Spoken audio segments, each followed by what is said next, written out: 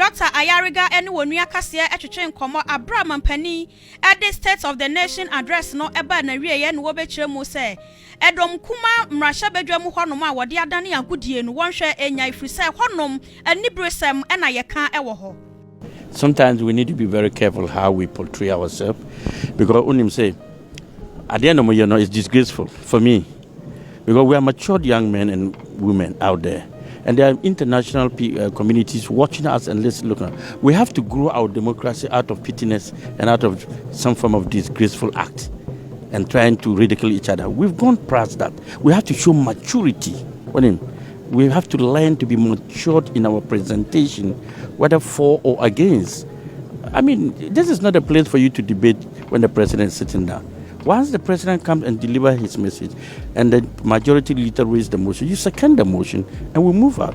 You can have your debate on and do whatever, but we have international community, the world watching, and you are doing this kind of debate. You are sending us backward. So my advice is that though some of them are young and they are in parliament, they should learn to be more matured in their ways of presentations and behavior. Shamima Muslim penny abedi achira wakasa edema omampani no wochere se ensam ahodo omampani edi tuudwa endeno ekyere se wodwen Ghanafoɔ ho pa. Hope is back. Dignity is restored to governance. Accountability is restored to governance. Integrity is restored to governance. Humility is restored to governance. Point bay and a president can now when it's leadership, because leadership is everything, and also his commitment to lead a very transparent government. Mrasha Bejani Adema Adeshia or what Amanfi Central, Juan Jan Kujon watcher say, and some Ahudua Mampani added to Ja. Efa enyuma wo bebie ho no amani anidaso efri se ne manfo ebenya adwuma ni bi aye. Transport ya de bia me hu ne se Ghana ye bre en okasa fa okada ho nti o se Awurade ya adwuma ye be mo okada drivers no nso enya adwuma se de be ya ye be mo anya adwuma na road toll booth ni sa ne oma ni na ye de be back esan se ye no oye ni ye ebetimi aboa emamfaso abo minasa creative jobs amasebi omo mutifia omo ni adwumaye na etumi aboa eye memanfo amemfi center for oswafo a wohwe emma enkwada ene eho ensem so eye Agnes na momolate so ekire se dream bi a osusu sa akoso ewo NSS no yenya bibia mu na emra no enhwe enya adwuma ewo sa kwan no eso. Corruption is corruption. When we treat it like that, as if there are some people who are entitled to commit crimes, and yet by your nature as a man, we are not entitled to. A human nature, a weakness, it has to be gotten rid of. And if the president has put in measures to ensure, say, that weakness in us, is eradicated or minimized. And we don't have to play that gender card with it. When co-financing obligations, judgment debts, and payments to clear medical commodities at the ports are all put together. The last major hospital equipment replacement program was undertaken in 2014 when I was president. Since then, most hospital equipment in the Ghana Health Service facilities have deteriorated or broken down. Mr. Speaker,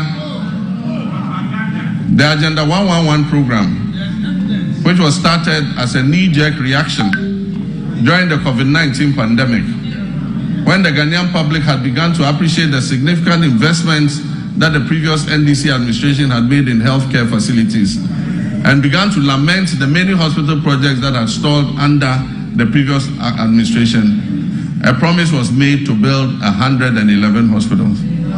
Mr. Speaker, I'm sad to note that there is no dedicated funding source for such a gargantuan project. There is no dedicated funding source for this gargantuan project. Mr. Speaker, for the record, as I speak,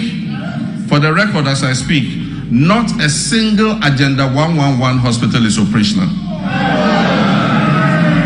in any part of Ghana, I challenge you, not one is operational. Mr. Speaker, and it is worth disclosing,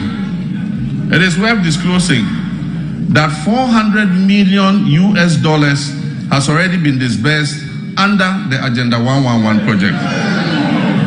Mr. Speaker, at a rate of approximately $80 million per hospital, this $400 million spent could have completed and made operational at least 22 of those hospitals.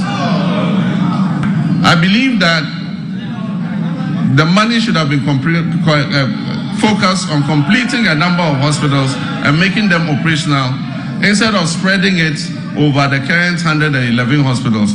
As I speak, some are at the foundation level and not a single one is operational. I have directed the Minister for Health to present us with a plan on the way forward for this program. And let me add that we are open to public-private partnerships and franchising to complete and operationalize these hospitals. This will be completed in the first week of March. And once again, additional gas will flow from Nigeria. We are anticipating a marked improvement in the power situation once this begins. While the current state of our energy sector poses grave concerns, we must remain resolute in our commitment to restoring stability. I've directed the Minister for Energy and Green Transitions to implement far-reaching reforms, including enforcing a single revenue collection account, strictly adhering to the cash waterfall mechanism, and eliminating all wasteful expenditures by the state utility. Mr. Speaker, following my directive, the Minister has set up an advisory committee to guide the participation of the private sector in metering and billing in order to improve efficiency in revenue collection and also reduce the high commercial and technical losses that are threatening to drown the state-owned utility company. A pilot partnership between ECG and Enclave Power has proved highly successful and provides us with a workable framework. ECG provides bulk supply of power to Enclave Power Limited. This is an organization in Ghana.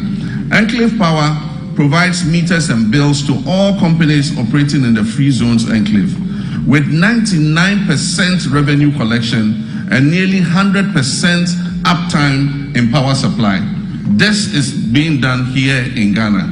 We can use it to cover the rest of the nation to ensure that we get revenue compliance and be able to bring down tariffs for our people. The true state of the economy is one that is actually illustrating insecurity, mass termination, mass violations of human rights, and misapplication and breaching of our own constitution, which is the 1992 Constitution of Ghana. If you have been realizing what is going on in our country today, even public servants and civil servants who have what it takes to also access public facilities as enshrined in our constitutions are being sacked. But our president, presenting his statement, made it clear that he is in this position to make sure that equality and equitability prevailed. But what we are seeing in our country today is never true. It's the opposite. Clearly, the world went through one of the most unfortunate economic crises. You realize that the global economy grew negative 3.3. Inflationary rate post-COVID was over 200%. And that was the period that our economy actually went through very turbulent times and crises. So we appreciate that fact. When in the history of this country that we witness a society or a country such as Ghana whose productivity was impaired to the extent that Ghanaians were asked to stay home, but they were paid by the NPP government. Private sector had to sack over 40,000 people.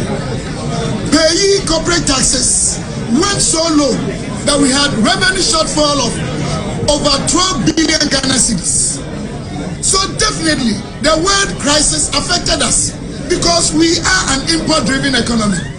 But he only concentrated on a lot of misinformation. Ladies and gentlemen, 2016,